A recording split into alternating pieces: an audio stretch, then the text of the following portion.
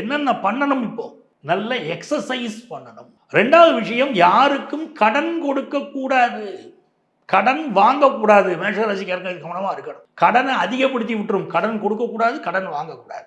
இன்னொரு விஷயம் என்ன பண்ணலாம், எந்த ஒரு பயணம் செய்தாலும் நம்ம கவனமா இருப்போம். இதெல்லாம் ரொம்ப முக்கியம். அக்கம் பக்கத்து வீடுகளோட சிலருக்கு டிஃபரன்ஸ் ஆஃப் ஒப்பீனியன் வரும். அப்போ நம்ம யாரோடும் உறவுகளை நல்லா பார்த்துக்கணும். முக்கியமாக என்ன கேட்டீங்கன்னா, நாவடக்கம் வேணும். என்ன வார்த்தை வேணா பேசலான்னு பேசக்கூடாது.